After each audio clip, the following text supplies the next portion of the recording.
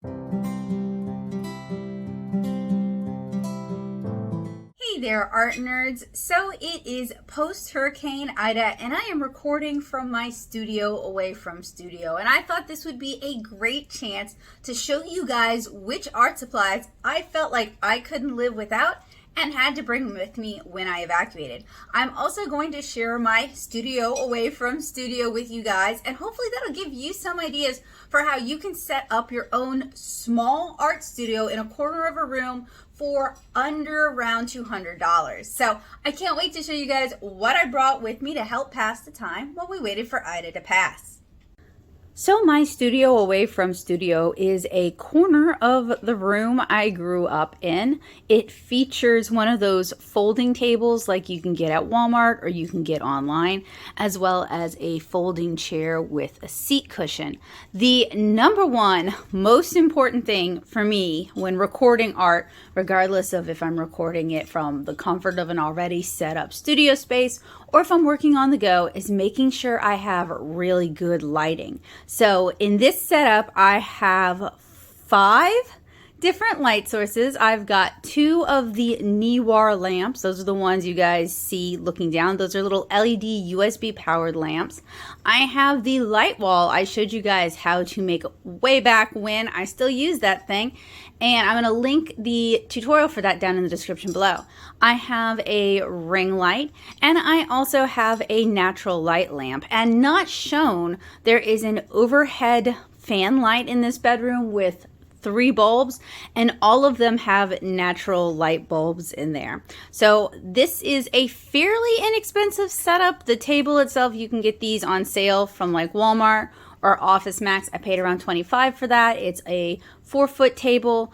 The folding chair is probably around $25, but you can get them way cheaper than that. It has a cushion from Amazon on it. Usually I work in a much nicer chair, but this has served me decently well. The most expensive light would be the OttLight. Those can get expensive, but they are coming down in price, especially as LED technology is becoming more available. The Niwar lights, I believe I got those on sale using a slick deal. The ring light came from Walmart, and the light wall, I made that myself using a 2 strips of LED lights, some foam core. You could use tracing paper, but I used Yupo, packing tape, and a hanger.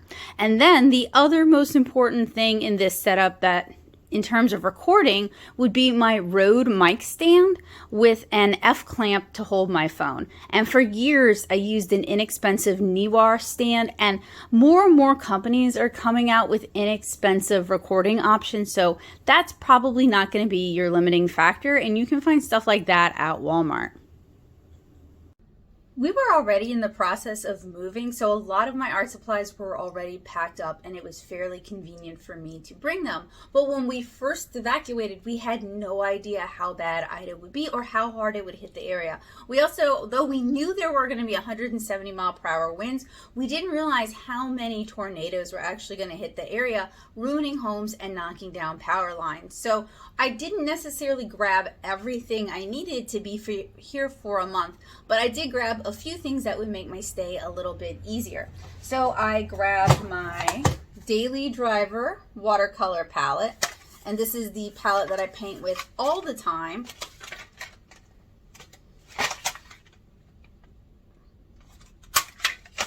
I also grabbed my smaller, oof, that light is terrible. Hang on a sec, I can fix that. Okay, hopefully that'll be better. So one of the things I do for light control is I usually have this window shut, because as you guys can see, it can really mess with the autofocus. I was trying to record not with the super bright lights on because they're going to be in my eyes, but y'all can't see anything if the focus is all shot. So I also brought my smaller core travel palette. And this is a palette that I find to be just really good for like on-the-go watercolor. It's very compact. The colors are very saturated. They activate very easily. A little goes a long way. And I also brought my Da Vinci palette. And this is a 12-color palette with whole pans inside. And this is also a really nice, quick to activate palette. So one of the concerns I've had of working from the home I grew up with is this is a shared space, so you guys are probably going to hear a lot of background noise. I've really had to try to work around that, around the sounds of the TV, around the sounds of people bickering. So generally, if I'm doing voice work, I'll record that late at night when most people have gone to sleep or they're too busy watching television. So on another note, this area was hit really, really hard, and most people don't have electricity. They're finally starting to get it back. And part of the reason I've stayed here for so long is my house didn't have electricity. So one of the unmentioned but super important things for artists in Louisiana to have, if possible, is access to a safe space that possibly has a generator. I was fortunate enough that I had somewhere to evacuate to. So none of this would be as possible as it was in Southeast Louisiana, with the weather being as rainy and hot and humid as it is. The watercolors already take forever to dry here. None of it would have been possible if I hadn't had access to a dehumidifier. Now, two things not shown. There is an in-room dehumidifier. It's off right now because it's very noisy, but I had that running the whole time I've been painting. And I also had the bathroom fan on and running the whole time I was painting, just to keep the air circulation going and to help things dry out quicker. And this is a tight space, so you're going to get a lot of ambient noises like Bowie using the litter box, and you just roll with it. Okay, so those are some of the things that have kind of made it feasible and possible for me to be able to record while I'm here. So some of the other things I brought were some of my favorite watercolor brushes I have here. So these had been packed anyway, and they were some of the things that I'd packed last. So I've got mostly like silver black velvet watercolor brushes, which I love. I've also got a larger quill. I've also got a larger mop. I brought a lot of my in-progress watercolors, not necessarily because I thought I would get to working on them, but because I didn't want them to get damaged in a house that might have broken windows, that might have water damage. So if you're from down here and you've been driving around, if you are fortunate enough not to have gotten flooded, you'll notice that most people have their furniture out, they have their insulation out, they have their sheetrock out. There was a lot of wind and water damage. So I brought it with me because you never really know what you can expect from a hurricane.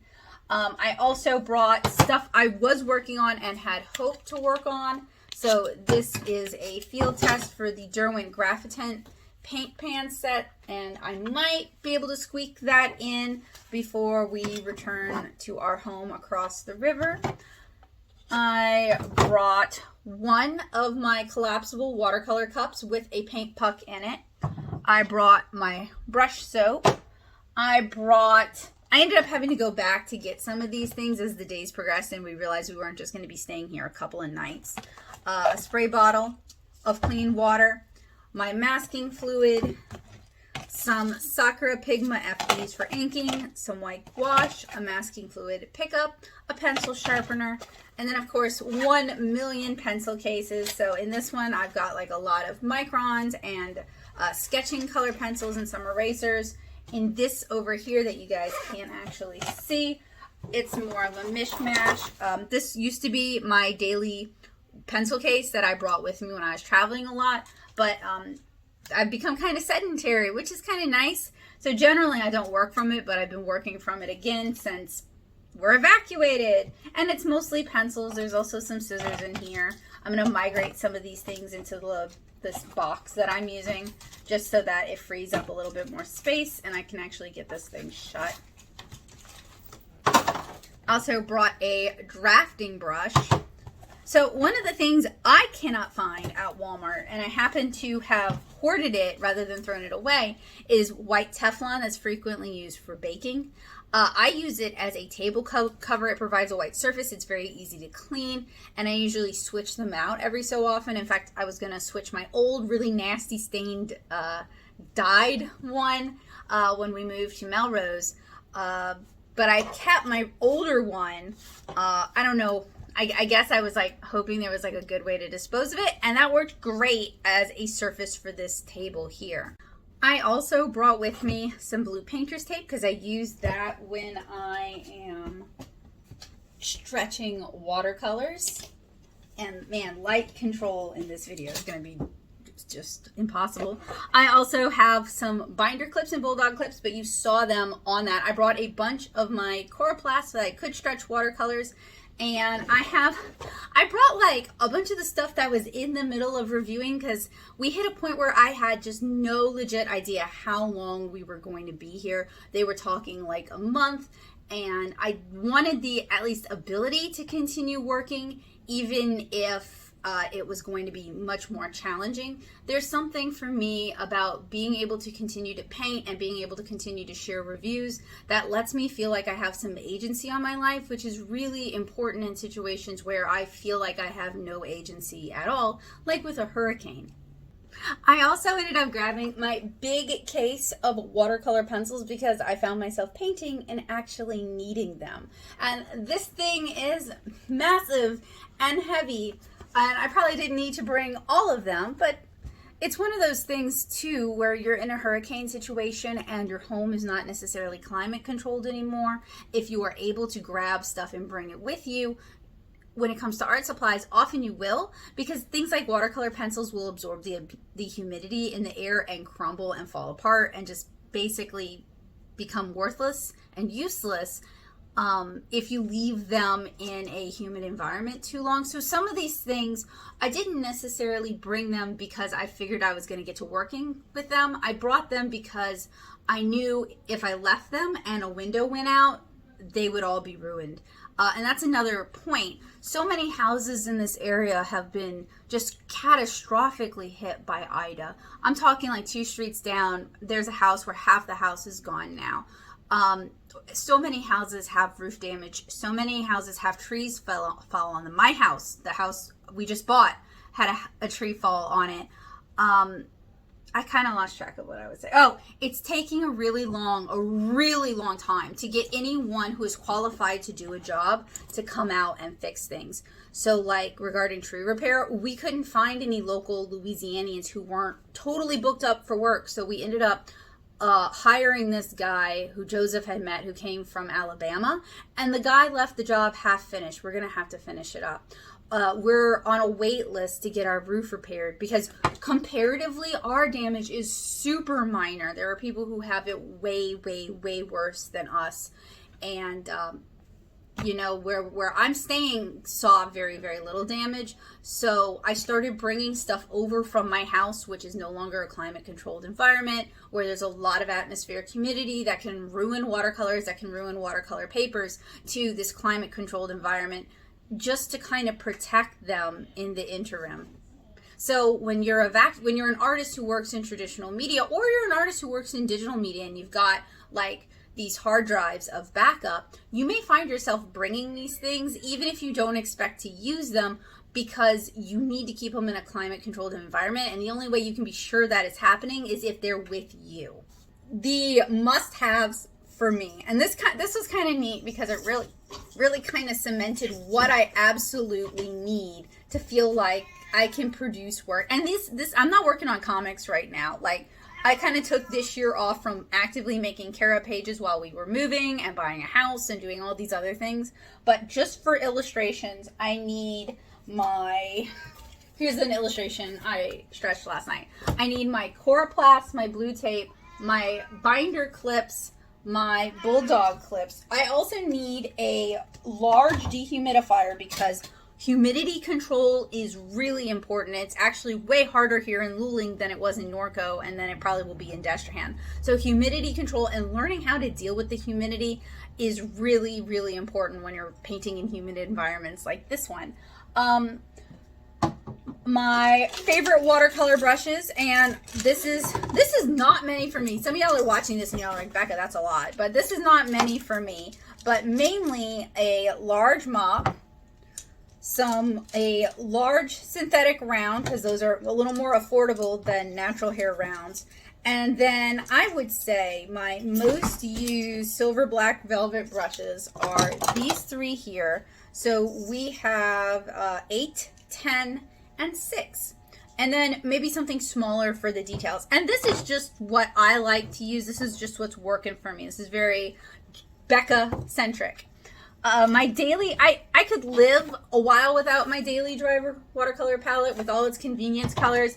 I could have just brought the Core Mini palette. I've done that before and been able to paint. Or I could have brought the Da Vinci palette and been able to paint. A cup for clean water, and I don't ever like painting with cups that are drinking cups. So I always try to get something that is like obviously not meant for drinking. Dang, y'all. But this is just a really old, well-loved, well-used Faber-Castell rinsing cup with a paint puck in the bottom. My drafting brush goes with me. In fact, I actually have a drafting brush, another one here, because that's how important they are for removing eraser schmutz and cleaning off your paper. My brush soap, but you don't actually have to use brush soap. You could use baby shampoo or a very, very mild person shampoo to clean your brushes. Really, I recommend baby shampoo over like body shampoo, or I'm sorry, body soap. But brush soap is great too, and it's not super expensive, and it lasts a really long time. And then I brought my laptop, so I've been doing a lot of digital sketching, and I like doodling with just whatever pen I can get my hands on or whatever color pencil I can get my hands on. So that's important, but it's not like brand specific important. I could have made do with whatever. And then for my work setup, a clean, large work area, so a folding table works really well for me. They also sell the TV tray tables at Walmart, and those, if you don't have as much space, those are great. They fold up really compact, and you could just fold it out and have it there. That would be great. Like, okay, so when I lived in a dorm, I just worked on the floor because I didn't have any workspace, or I worked on my bed. This might be a little more feasible. And then the lights, most of them came from Amazon. They're not difficult to find. I will have a link for you guys down in the description below. I meant to review the Neewar lights. I actually like them.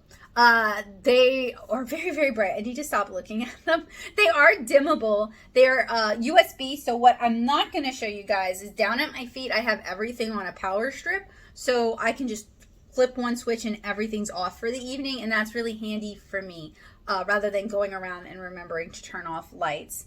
And yeah, I think that's about my essentials. That's what I had to have with me. Could not live without. When Ida hit, I had to have it. I also, not shown, brought my art that isn't in archival boxes. Most of it was already here because my mom lives here and I knew it would be a safe environment with some climate control. So I just brought all the stuff that I'd worked on while in Norco that hadn't made it here, and then we're going to move that later on to Destrehan. But I want to show you guys everything I've been painting because it's all in, basically all in one portfolio because of moving in Ida. I want to show you guys everything I've been working on in another video, so I hope you guys will check that out. I also want to say, this is not me like promoting hustle culture. I don't think it's healthy to force yourself to work if you're in a dangerous or a bad or an anxiety induced situation and you don't feel like working, you don't feel able to produce art. For me, painting helps me relax. It helps me to be calm. It helps me center myself.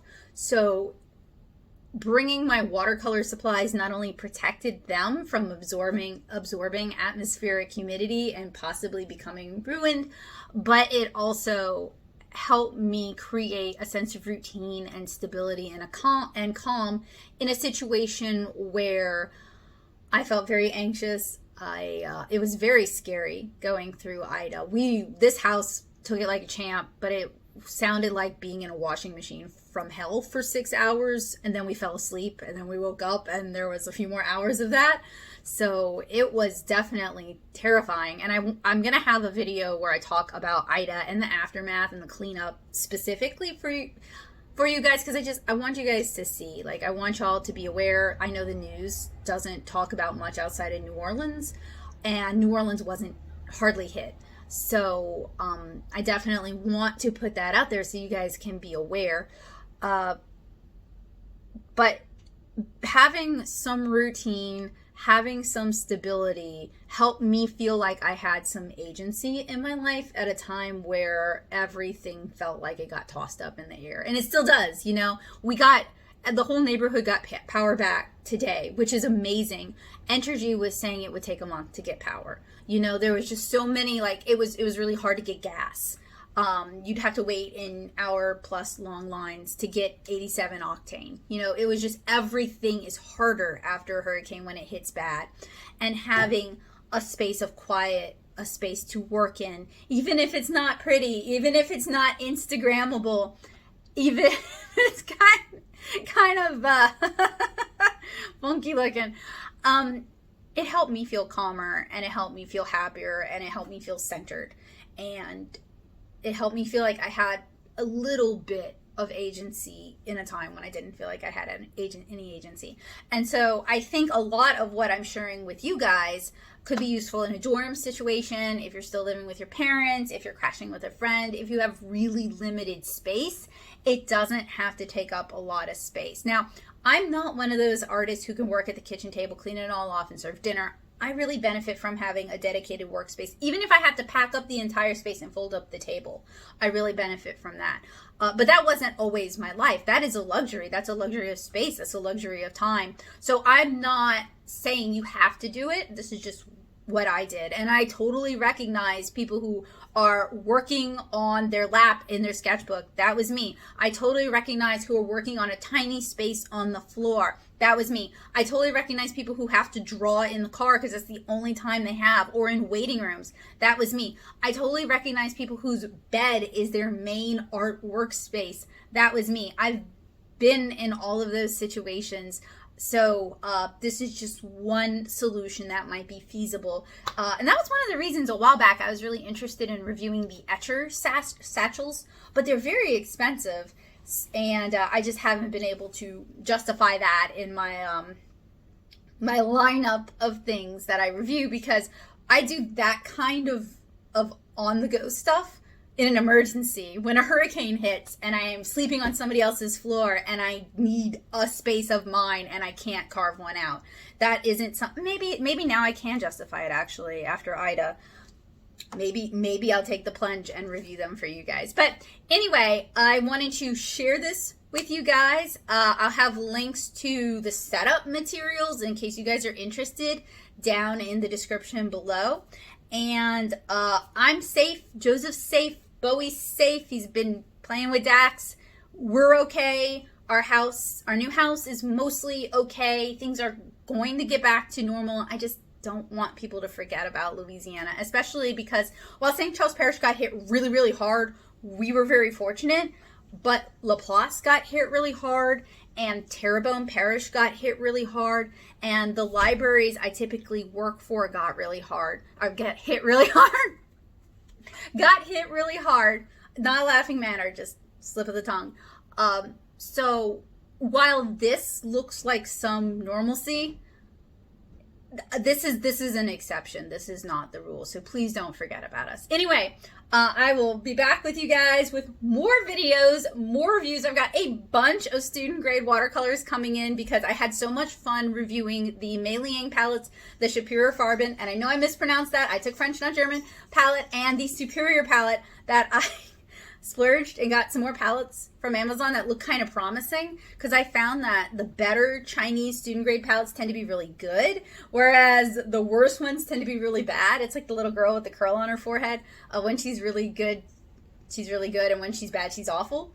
So I'm looking forward to reviewing and sharing those with you guys, and this might be the most normal I have in a while because we have to paint our new house. We have to buy furniture for our new house. We have to get everything set up. So that's going to take a while. I might be working from this kind of setup for a while. So I'm glad it's moderately comfortable. Anyway, I will see you guys again really, really soon. It's good to see y'all. And I missed y'all, and I hope y'all are doing well. Bowie.